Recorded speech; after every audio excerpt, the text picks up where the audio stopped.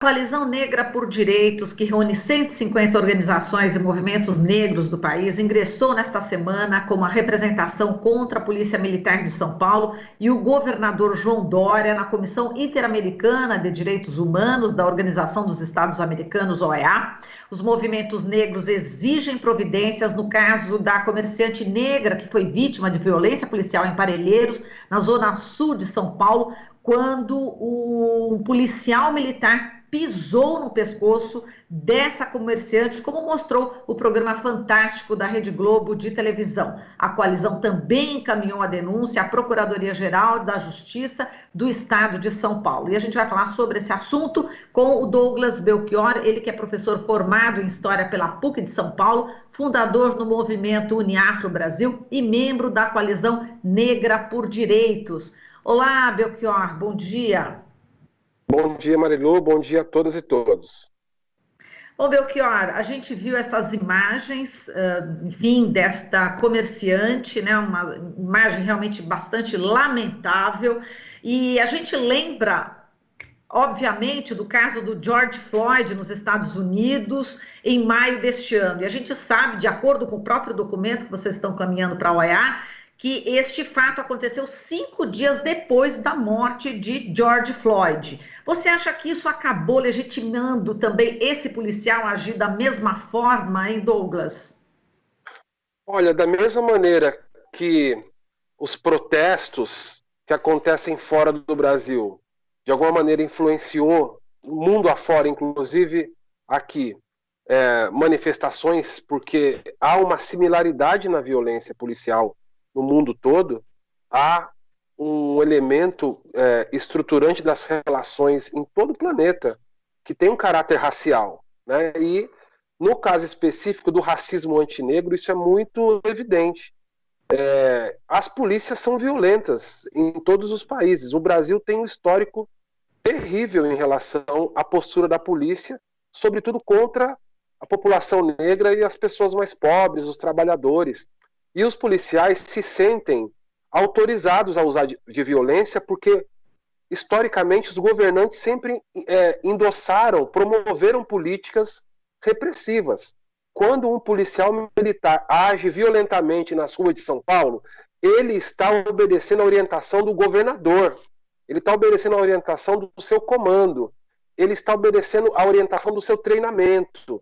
Não há procedimento fora de padrão quando a polícia age com violência. Ao contrário, ela está agindo absolutamente dentro do padrão estabelecido pela própria polícia, pela política de segurança pública.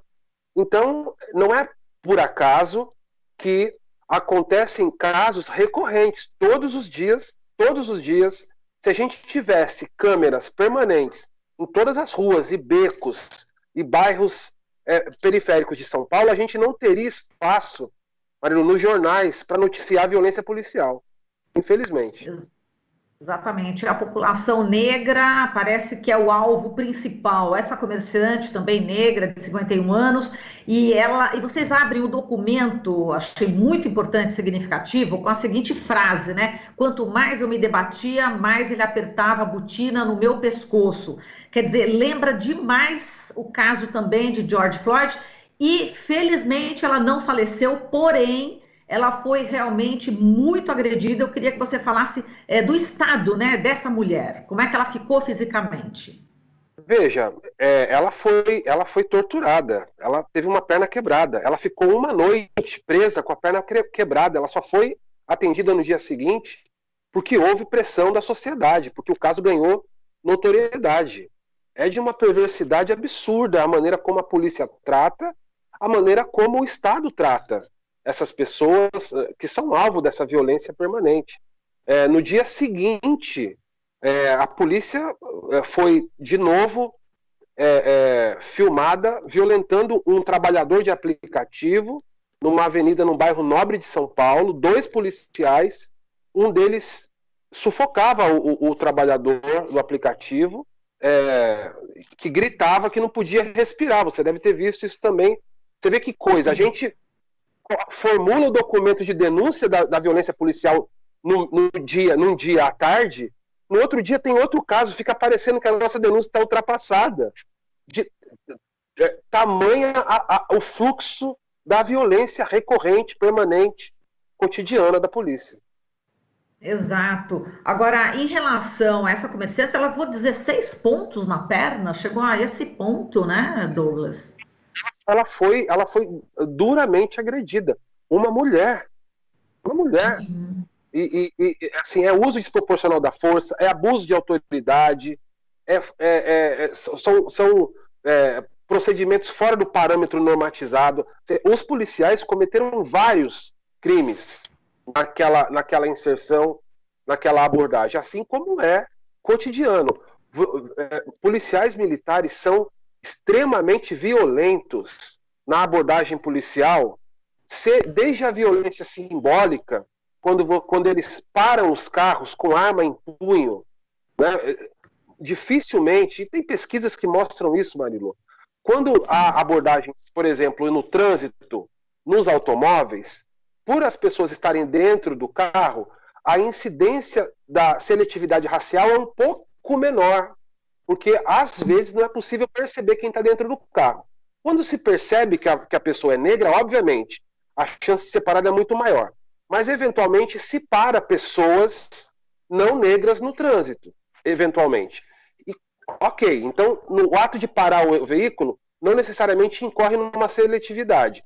Mas a hora que ele para o veículo, que ele vê a pessoa dentro do veículo, aí a seletividade recomeça, se os passageiros, se o motorista for negro. E essa seletividade ela se dá em todas as dimensões. Em abordagens na rua, com as pessoas caminhando, ou em situações como essa, que os policiais depois justificam como resistência à abordagem policial, porque é sempre essa a justificativa, a seletividade ela é absoluta. E a gente vai lembrar, Marilu, que há um mês atrás circulou um vídeo de um policial militar fazendo uma abordagem num bairro nobre de São Paulo, em que o morador da casa, que agredia a sua mulher, gritava para o policial que ele era um Zé Ninguém, que ele era um nada, que ele era macho, ele era homem, ele era violento, na quebrada, na favela, que ali era um bairro nobre, que ali ele não era nada, ele tinha que obedecer o cara. E esse policial colocou o rabinho entre as pernas, foi constrangido, foi humilhado, e como um trabalhador, nós defendemos esse policial, porque foi humilhado, foi destratado, foi alvo de racismo também. Agora, ele age dessa maneira nesse lugar, coloca o rabo entre as pernas, respeita o ambiente, e na periferia arrebenta com a molecada, com as pessoas pobres e negras. E só para completar esse raciocínio, Marilu, veja como isso não é à toa, isso não é fora do padrão, ou isso não é algo fora da normalidade. Há pouco tempo atrás, talvez 1 ano e meio ou 2 anos, talvez, você vai se lembrar do comandante da Polícia Militar dizendo com essas palavras que a polícia não poderia agir na periferia como ela age em bairros nobres. Isso está gravado, palavras do comando da polícia. Então, de novo, repetindo o que já foi dito aqui, a violência da polícia no seu tratamento, na sua abordagem, no seu trabalho cotidiano, ela se dá absolutamente dentro de um padrão de atuação. Não quer dizer que esse padrão está correto ou que está escrito. Ele não está escrito, ele não está normatizado assim. Isso significa que agir fora do padrão, ou seja, agir com violência, é o padrão da polícia. Logo, eles agem cotidianamente fora da lei. Logo, eles são criminosos permanentes e contínuos. Todos os dias a polícia promove crimes em São Paulo e no Brasil. Exatamente, falando que nesse caso, quando você fala que a polícia arrebenta mesmo a molecada, principalmente a periférica e a negra, a gente lembra que nesse documento que vocês estão encaminhando para a OEA, vocês lembram também do caso do menino Guilherme, né, que também foi na Zona Sul, e que aí tem uma outra questão envolvida, que é a questão do policial, quando já está fora de serviço, meio que forma também uma força paramilitar, né? Isso também é muito grave, não é isso, Douglas? Não, é gravíssimo. E o número de pessoas assassinadas pela polícia bateu recorde já esse ano, em plena pandemia. Né? Policiais em serviço e fora de serviço já assassinaram cerca de 450 pessoas em São Paulo. Em São Paulo. Números oficiais. Então a gente não está falando de algo retórico, ou de uma suposição, ou de uma projeção. Os números oficiais já demonstram que desde que a série histórica é construída, desde que o acompanhamento do número de assassinatos pela polícia acontece, me parece que é desde 2001, nunca se matou tanto em São Paulo mortes praticadas pela polícia. A gente sabe que há subnotificações, que há muitíssimos casos de mortes promovidas por policiais, assassinatos cometidos por policiais, que não são notificados. Então, não há justificativa, e o governador de São Paulo se recusa a dialogar com os movimentos. Ele tem sido provocado, requerido a sentar com os movimentos que lutam contra a violência policial em São Paulo há meses, e ele não responde. Não responde porque não tem o que dizer, porque ele teria, para não ser contraditório, que defender a sua polícia violenta e racista. É um governador violento, genocida e racista, o governador Dória. Exato. Bom, assim, só complementando os dados que você acabou de colocar, né, Douglas, foram realmente 442 vítimas de janeiro a maio de 2020. Inclusive, realmente é o maior de toda a série histórica, como você falou. E esse número ultrapassa o ano, por exemplo, de 2003 inteirinho, né, de acordo com o Fórum Brasileiro de Segurança Pública. Agora, o que chama também a atenção é que aqui na Grande São Paulo aumentou de janeiro a maio 70% o número de mortes por policiais em relação ao ano passado. Quer dizer, essa política do João Dória realmente está deixando a desejar, e podemos dizer que é uma política criminosa, não é isso? Olha, eu só faria uma observação sobre o que você disse agora. Não deixa a desejar, do ponto de vista do programa do PSDB, da própria orientação do Dória, é esplêndida, é perfeita, está correta e inclusive, passível de premiação. Inclusive, ele próprio, o Dória, criou um prêmio para os policiais. É como se ser violento na atribuição da sua função fosse algo a ser premiado em São Paulo. O Dória já falou várias vezes, não há nenhuma novidade, nenhuma surpresa. O que nós precisamos fazer como sociedade civil é cumprir nosso papel e exigir que o governo mude a sua orientação. A gente não pode e não vai conviver calados diante da barbárie que a polícia impõe na cidade de São Paulo, no estado de São Paulo inteiro. Há um problema relacionado à própria polícia. A gente sabe que a gente vive um momento político muito complexo. Há forças fascistas organizadas dentro das polícias. Há forças bolsonaristas politicamente organizadas dentro das polícias. Aqui em São Paulo, o comandante deixou seu posto, denunciou essas vertentes proto-fascistas, denunciou o próprio Bolsonaro, né?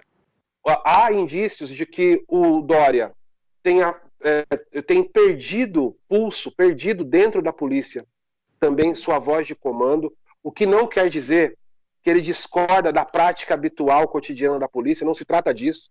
Se trata de voz de comando, de poder de comando interno, de manutenção da disciplina interna. Isso é uma coisa, de obediência ao governador, isso é uma coisa. A outra coisa é a prática habitual, que é protocolo da polícia no país inteiro. Ontem mesmo saiu uma nova pesquisa que denuncia a violência policial em outros países, como em outros estados. E a gente percebe números no Nordeste que são absurdos também, né? Então a violência policial é um fenômeno nacional. E o estado de São Paulo, por ser o maior, por ser o mais populoso, por acumular muita pobreza, muitos bolsões de pobreza, chama a atenção pela violência, assim como o Rio de Janeiro, as grandes cidades chamam essa atenção. Mas o Nordeste também está terrível, ou seja, há uma orientação e um protocolo nacional de permanente violência policial. Agora, como é que você vê, né, essa medida do governador Dória em relação a fazer novamente o treinamento para os policiais, né, depois de que aconteceram aí vários episódios? Esse treinamento, na sua opinião, vai resolver alguma coisa? Mexe exatamente na ferida ou não? Não, primeiro que é mentira, primeiro que ele não muda significativamente o treinamento, não muda a formulação das teses que os policiais acabam tendo que estudar ou seguir, porque há uma cultura de uma prática violenta dentro das polícias. Agora, mesmo que ele quisesse mexer, só isso não funcionaria, porque nós estamos falando de uma estrutura de política pública de segurança. Então a gente precisa repensar a própria existência da polícia, a própria lógica que a estabelece como instituição. Né? A polícia, ela segue uma orientação política e ideológica de proteção de patrimônio, de proteção de bens, de proteção de cidadãos de bens. Existe uma ideologia que orienta a prática policial, historicamente.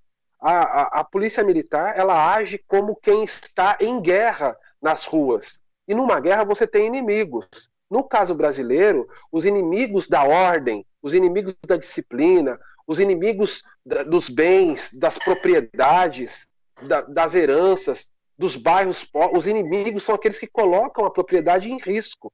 Historicamente, há um grupo social que carrega estereótipos de representação do perigo, da violência.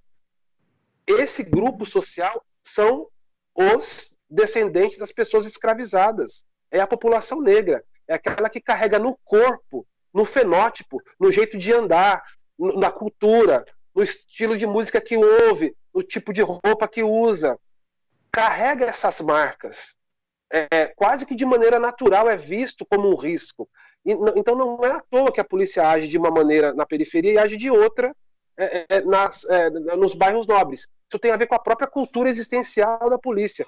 Por isso a gente diz no movimento, é preciso dar fim à polícia militar.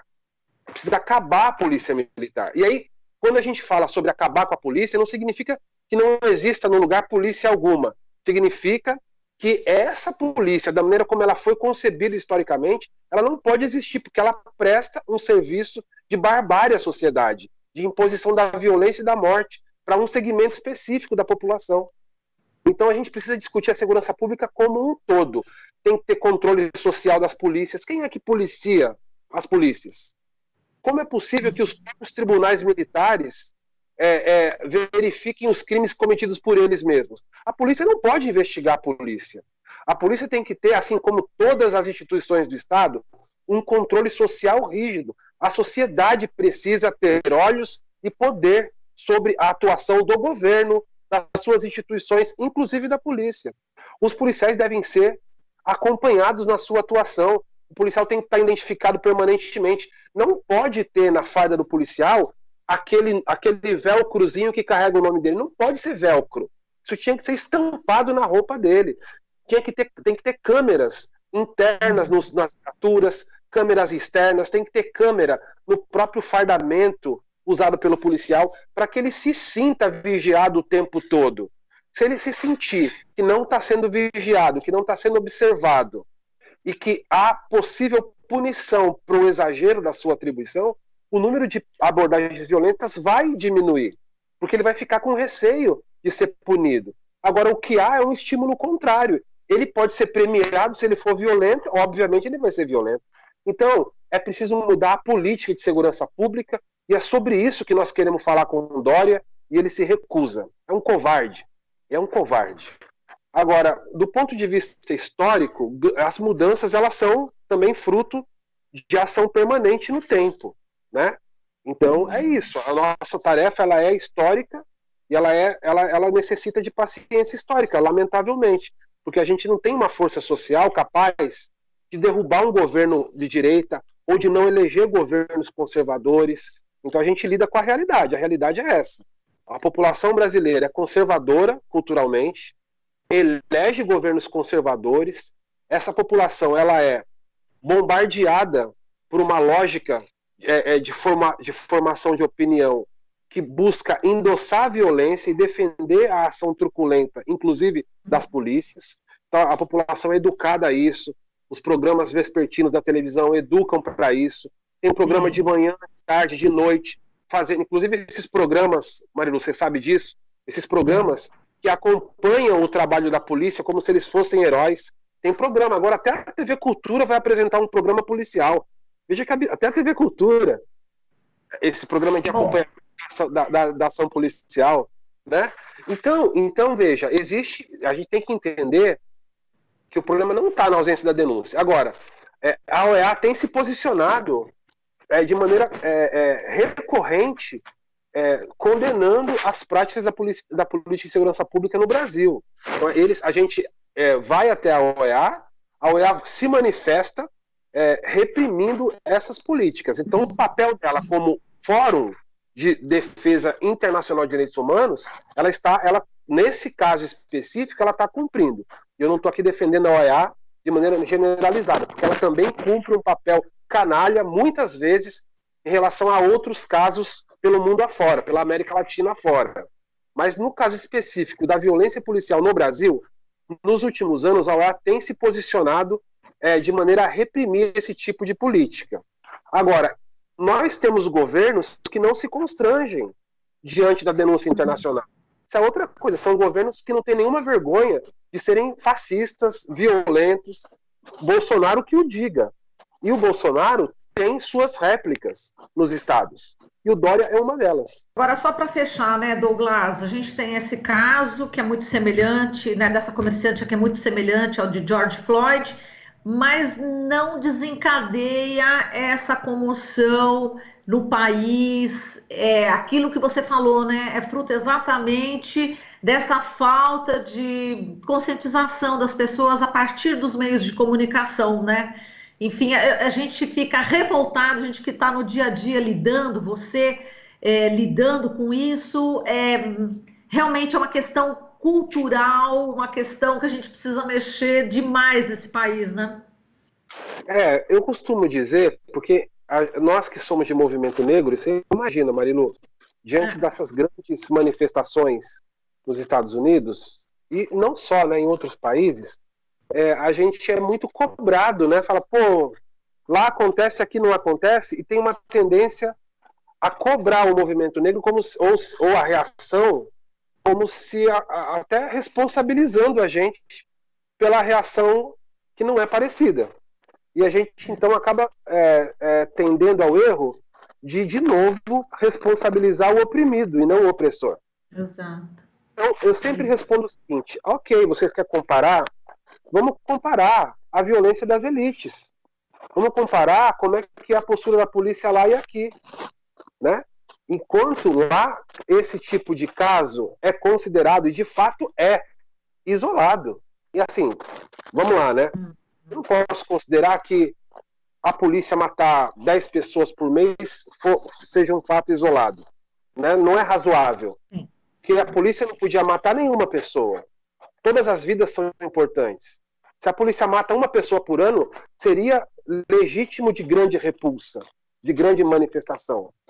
Mas quando a gente compara o que é a violência policial nos Estados Unidos e o que é no Brasil, é absurda a diferença.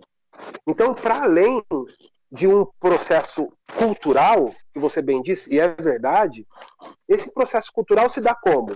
Ele se dá no tempo e na ação violenta cotidiana. Então, se você tem uma morte um dia, tem outras 2 mortes no outro dia, tem mais mortes no dia seguinte, e assim por gerações em gerações, a gente passa, assim, o ser humano é um ser adaptável ao ambiente, você acaba naturalizando a violência, historicamente. Então, nos Estados Unidos, quando acontece um caso de violência policial, ela é vista com estranheza, porque não acontece todos os dias, a todo momento. A lógica da violência racial é muito mais calcada na lógica do superencarceramento. É muito difícil uma família negra norte-americana que não tem uma pessoa presa no sistema carcerário. Então, a lógica da repressão racial se dá muito mais por essa vertente do aprisionamento, que é desproporcional. A população negra americana não chega a 15% da população. E ela é enorme, ela é altamente desproporcional entre os presos, que é a população carcerária maior do planeta. Agora, no Brasil, além da lógica do aprisionamento em massa da população negra, você tem uma lógica de genocídio nas ruas e de permanente e continuada violência. Então, e mesmo assim tem reação. Quantas vezes você noticia que a comunidade botou fogo no ônibus, fez um protesto na favela porque a polícia foi lá e matou uma pessoa? Tem protesto o tempo todo. A imprensa é que não diz. A imprensa é que não cobre com o mesmo glamour que cobre lá. A imprensa fala o seguinte, quando a notícia vem de fora: o policial branco matou o jovem negro. Aqui, ela diz assim: a polícia reagindo assassinou um suspeito. Trata diferente, mas é a mesma coisa. Se a polícia disser no jornal, todos os dias, que o policial branco matou um jovem negro, talvez a reação seja outra. Mas por que não diz? Porque sabe que pode provocar essa reação. Então, são muitos elementos que precisam ser considerados e a gente luta todos os dias. O movimento negro brasileiro, ele é tão heróico quanto é a reação negra americana, como é nos países da América Latina, da América Central e na Europa. Muito bom, Douglas. Olha, a gente agradece demais aqui a sua participação, por toda essa análise, essa reflexão, e vamos aqui continuando, né, na luta para ver se a gente consegue mudar essa realidade. Como você disse, é realmente durante um tempo, é na história, com esse tempo que a gente tem que lidar, né? Um forte abraço, viu, Douglas? Super prazer de falar com você. É isso aí, raiva e paciência é fundamental. Um abraço, obrigado. Um beijo, até mais. A gente falou aqui com o Douglas Belchior, ele que é professor formado em História pela PUC de São Paulo, fundador do movimento Uniafro Brasil e membro da Coalizão Negra por Direitos. Você está ouvindo Jornal Brasil Atual. As notícias que os outros não dão.